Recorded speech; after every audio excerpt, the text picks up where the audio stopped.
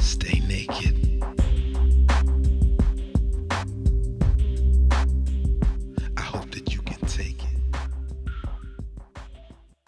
What can be learned from a story, woven out of fragmented moments of joy, pain, and blissful awareness? I wrote my first book, Flesh Mapping, in 2013. It was an invitation into co-creating a pedagogy, a way of learning through our shared narratives of place and politics, a way of mapping the injuries of the material, emotional, spiritual impact of all our many journeys of growth. Some may call it struggle, forced poverty, displacement, hunger, and war. As a child raised in war, I've learned many lessons. And in the art of living, I'm inviting some of my heroes, some of the people who walk with me, who have taught me to walk in beautiful ways, to see co-creation, to see community as our immunity to pain, to suffering, to wanting. Welcome. I'm your host, Sylvia Richardson, and this is The Art of Living. We have been led to believe that there's a connection between capitalism, development, and the policies that are implemented in the name of prosperity. Someone who has written extensively on the issue of real development is Dr. Vandana Shiva. She's a world-renowned environmental thinker and activist, a leader in the International Forum on Globalization, along with Ralph Nader and Jeremy Rifkin, and the Slow Food Movement. Dr. Shiva won the Alternative Nobel Peace Prize, the Right Livelihood Award in 1993. She's the director of NAMDAYA and the Research Foundation for Science, Technology, and Natural Resource Policy. She is the author and editor of many books, including Earth Democracy, Justice, Sustainability, and Peace, Manifestos and the Future of Food and Seed, Water Wars, Privatization, Pollution, and Profit, Protect or Plunder, Understanding Intellectual Property Rights, Stolen Harvest, the hijacking of the global food supply, via piracy, the plunder of nature and knowledge, monoculture of the mind, the violence of the Green Revolution. And before becoming an activist, Vandana Shiva was also one of India's leading physicists. She's here to speak with us today about her book, Soil, Not Oil. We're very privileged to have Vandana Shiva. Thank you so much for joining us. Thank you. Now, Dr. Shiva, as we look at society today, Dr. Parenti points out that many of us attribute the relative comfort that people in the West enjoy to capitalism, to this idea of development. But in the third world countries, we seem to see a different picture of development as an imposition of exploitation and expropriation of our land. How do you see the role of development, capitalism, and neoliberalism in creating poverty throughout the world? The word development is an invention of late 1940s in economics. It's been used before that in biology. And in biology, development means an organism evolves on its own structure, logic, and potential. So an embryo becomes an adult. A seed becomes a tree. That is development. But in the economic sphere, development was defined by Robert McNamara for what is done to the third world, using the World Bank loans. And normally, it means erasing what exists, bringing the local economies into a global capitalist economy, in the process destroying subsistence, self-reliance, ecological sustainability, and cultural diversity, which is why it's not an accident that even while from the top, it's always said the tribals need development, the farmers need development, the third world needs development. From the bottom, the tribals and the peasants are saying, get off our backs. Now, if it was so good for tribals and peasants, they wouldn't be fighting against development, because development for them means destruction. It means the appropriation of their resources. And what's very often forgotten, and I think that's what an economy that's been reduced to a market economy has done, it ignores the fact that through nature, through natural resources, people provide their needs. You can do tremendously productive ecological farming if you have land and if you have your seeds. You can have all the abundance of water if your forests are intact and your rivers aren't polluted. So that economy that nature gives us has been totally discounted by the development paradigm as well as by capitalism. And the only thing capital counts is capital itself and the appropriation of resources into the net of capital, turning what provides life into the provisioning of profits, transforming ecological assets of the people into commodities and property. And that is what is then leading to poverty. A most dramatic example of this is the fact that farmers who could make a decent living, and my own mother sent me through school and college as a farmer. Today, Indian farmers are committing suicide as they've been sucked into a commodified seed supply based on genetically modified seed, intellectual property rights on seed, and the chemicals that go with genetic engineering. The author of Everyone Loves a Good Drought writes about how since 2004 till now, a farmer commits suicide every 30 minutes in India, and it exemplifies the enormity of this issue. Now, in your book, you talk about the food crisis and how this reflects a deeper crisis. You speak of a convergence of crisis. Tell our audience what you mean by this. The convergence of the crisis that's taking place is a convergence of a crisis related to ecological catastrophes like climate catastrophe, climate chaos, and no matter how much debate climate skeptics try and create, no one can deny the climate has become so unstable that millions are losing their lives through intense cyclones, extended droughts, and intense floods. These are happenings today. Weather extremes, intensified through the pollution of the atmosphere, are causing death to millions already. Second crisis is the crisis of the very resource that has driven industrialism having peaked, the phenomena of peak oil, the exhaustion of oil, gas, coal, etc.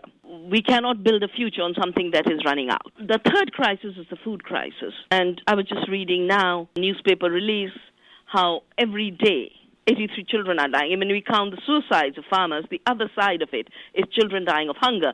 Now, the suicides of farmer and children being pushed to hunger are part of the same profit-oriented industrial agriculture system and a globally integrated commodified food system. But I would add the crisis that started or got intensified in September 2008, the financial crisis, when the financial bubble burst, Wall Street collapsed.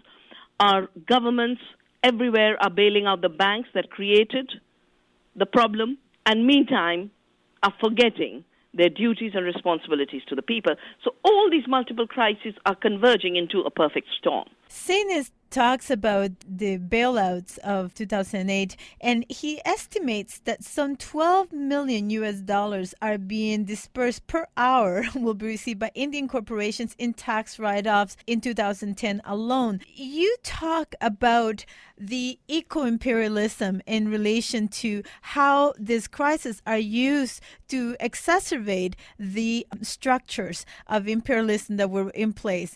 Can you talk about this? Well, in every domain, in every crisis that we are seeing, we are also seeing the very people who created the crisis by not respecting nature's limit, but not respecting people's rights to natural resources, are now offering solutions which will further destroy nature and further undermine people's rights.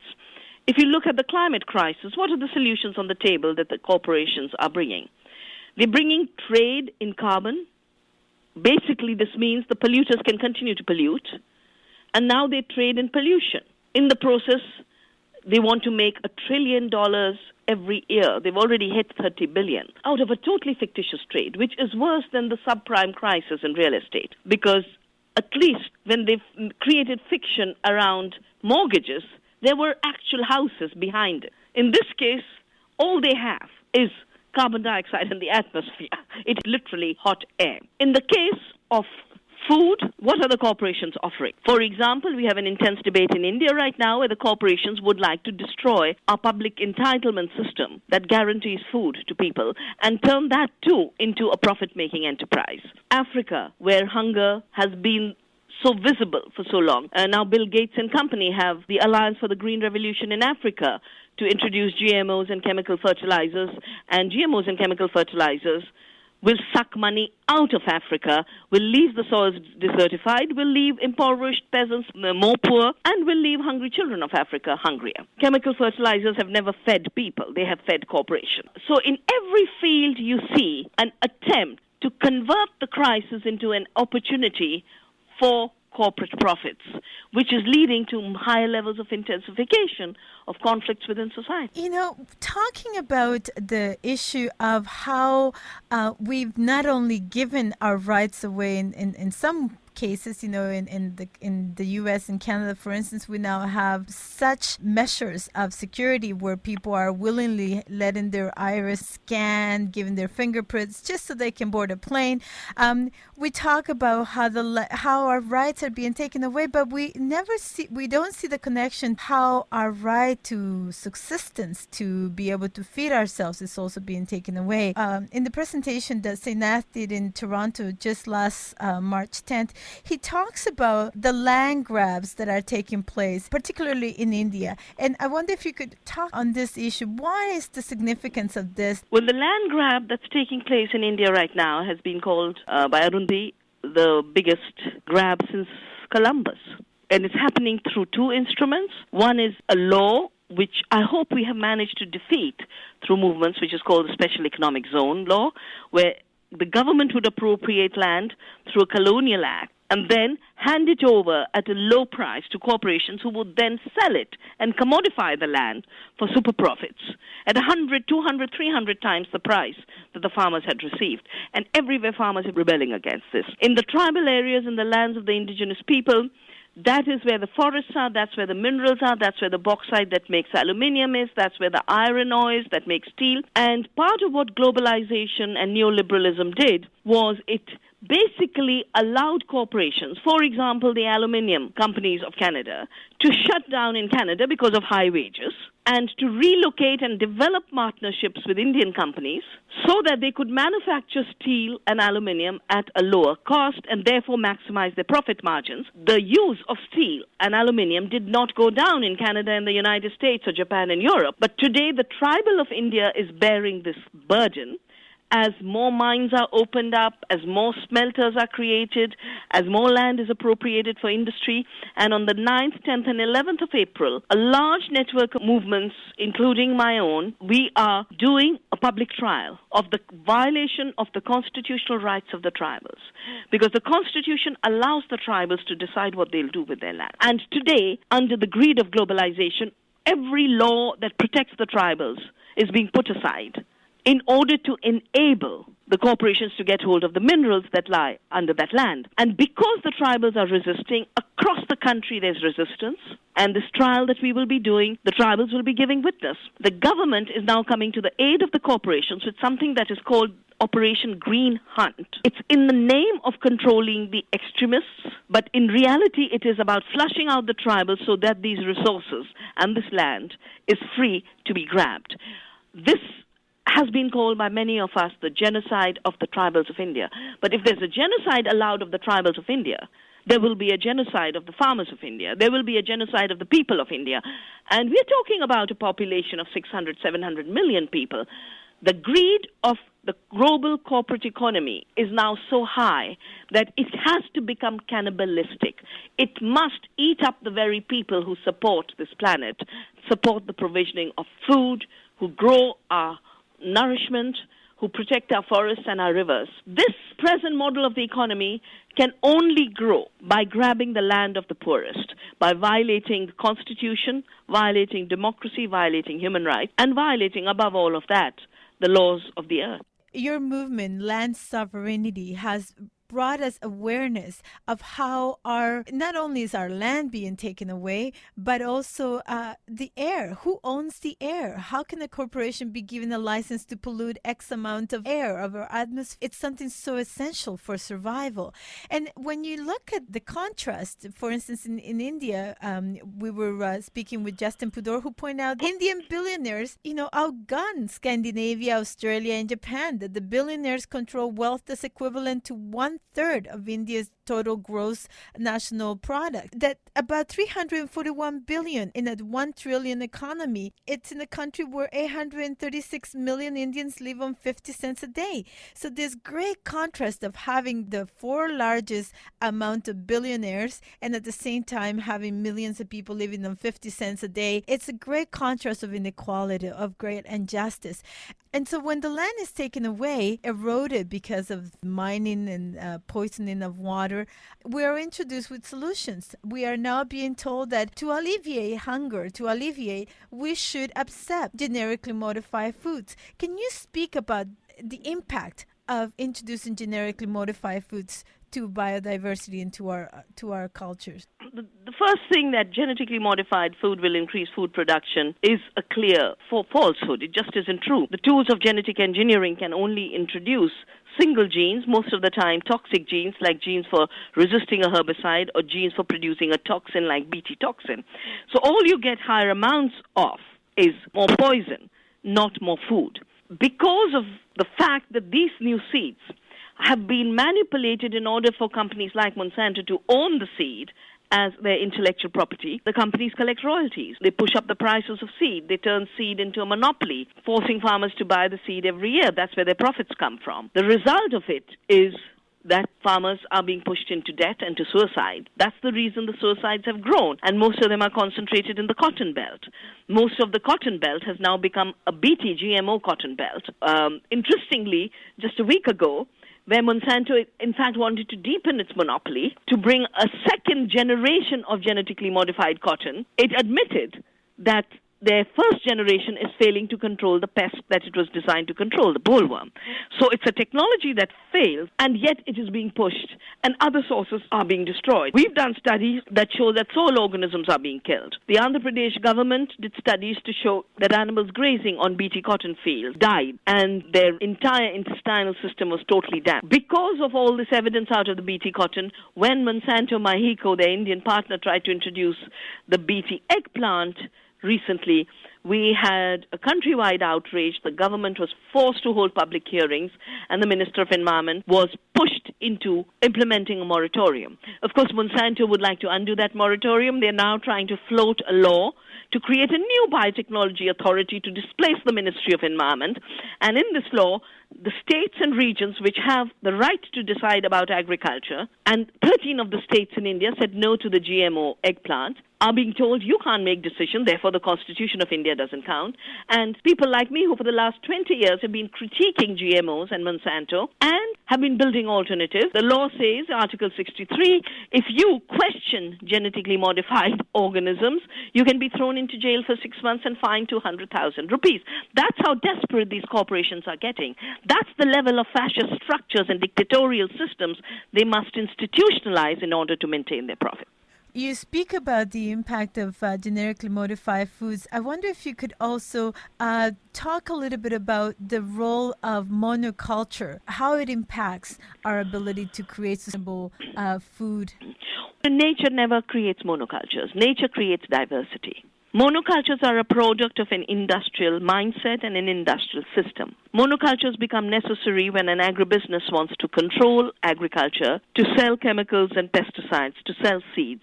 And because this is externally controlled, you can't have diversity, you must have monocultures. Monocultures and external inputs and monopolies go hand in hand. The problem with monocultures is they actually biologically produce less.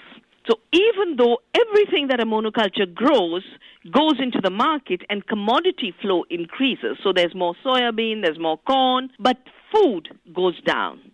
So there's less beans, there's less vegetables for the farm family, there's less oilseeds, there's less fruit trees, and a mixed system which could produce 10 tons of yield per acre is reduced to a monoculture of 2 or 3 or 4 tons of yield per acre. And this is then called productive. We are losing 6 tons of the earth's potential to feed us.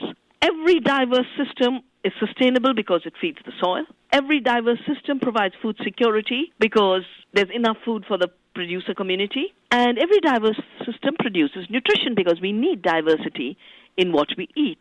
Monocultures create more commodities, but they also create more profits. They also create more control. That's the kind of agriculture, industrial agriculture, would like to promote worldwide, but it damages biodiversity, and even more important, it takes away our freedom to farm.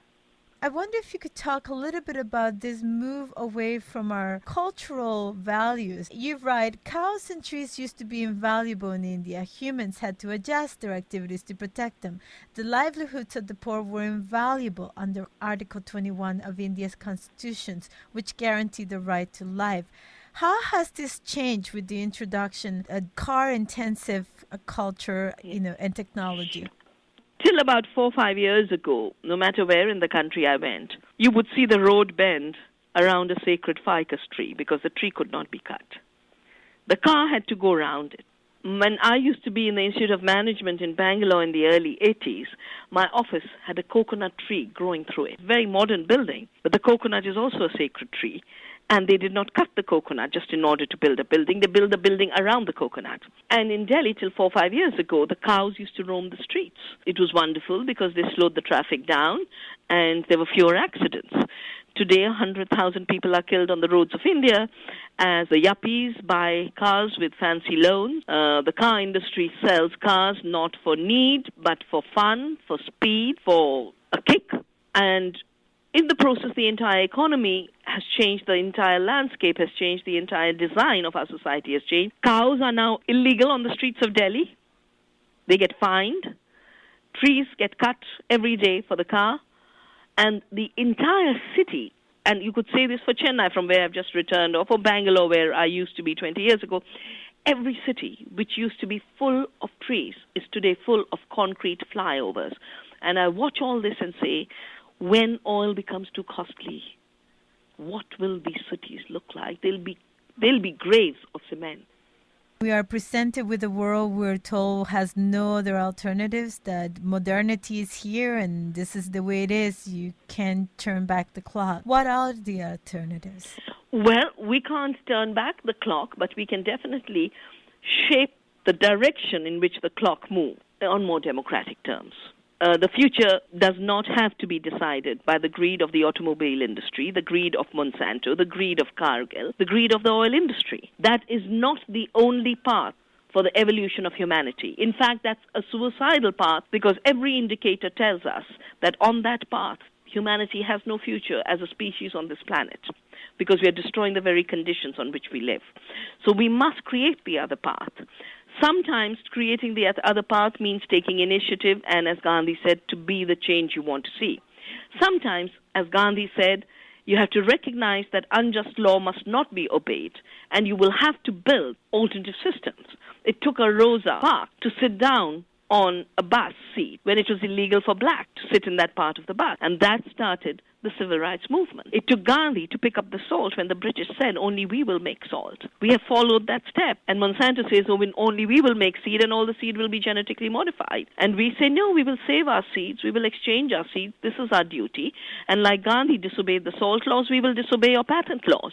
We did this in 2004 when native seeds were being made illegal in India and the government was forced to withdraw that law. Even if it had not withdrawn that law, we'd have continued to save seeds. We have prepared more than 500,000 farmers to be seed keepers in terms of even of civil disobedience if it will be necessary in the future. And I think on basic issues like seeds and land and food and water, if humanity does not start to adhere to higher laws of ethics, higher laws of ecology, higher laws of humanity, and continues to be subjugated and bullied by the laws of corporate greed, then we have no freedom and we have no survival. So it's an absolute ethical duty at this point to defend the higher laws, and if it means disobeying lower barbaric laws, that's what we will have to do individually and collectively. I practice that every day of my life, and I just hope everywhere in the world people will rise and say this is not the way we will be governed. In your book, you speak about the dominant food economy being based on monopolies and monocultures or industrialization of production, and how globalization of distribution of a handful of crops like corn, soy, rice, and wheat has pushed 1 billion people into hunger and another 2 billion into obesity. I also think we can do much more with our own personal choices, the way people live, what people eat. What connection do you make between our diet and the way we resist? I think every meal that we eat, every morsel of food we put into our bodies is a moment of choice. It's a moment of resistance against the destructive systems that are destroying the natural capital of this planet, taking food away from the poor and to others giving food that's destroying their health. We can, in that choice, shape the conservation of this precious earth, and we can shape a food system which brings food to all. Because ultimately, food is about how ecological resources are used. And the more resources are left for people, the more food there will be. If land is grabbed, there will be less food for the poor. If land is left in the hands of the tribals and peasants, there will be more food in the hands of the tribals and peasants. Food production is something society doesn't have to be taught by Monsanto. In fact, Monsanto doesn't know how to produce food. Their real skill is warfare. It used to be chemical warfare, now it's genetic warfare. And I think we can do without any of their skills in a good food system. The most important point about connecting every day's eating to a larger shift is to recognize that everything is connected and everything's connected through a food chain. So every tiny action has huge repercussions down that food chain. That's beautiful. Thank you so much for being with us. You're very welcome. And on the 9th, 10th, and 11th of April, we are doing a people's trial of the constitutional violations of the rights of indigenous people in India. How can people participate in this movement? Keep track on our website, navdanya.org, NAVDANYA, and you can join the corporate campaigns we will be launching, because ultimately it's a handful of aluminium and steel companies that are grabbing all this land, and all of them have partnership. They're all interconnected. The corporations are one. People need to become one. Thank you so much for being with us today. Bye-bye. Thank you for listening to The Art of Living. I'm an educational consultant and artist, authored. For more information about upcoming events, workshops, retreats, please reach out to sylviarichardson.com. Until next time, remember to be playful, to celebrate joy, and to allow love in all your co-creations. You'll never have to wonder where the groove went. The groove is you.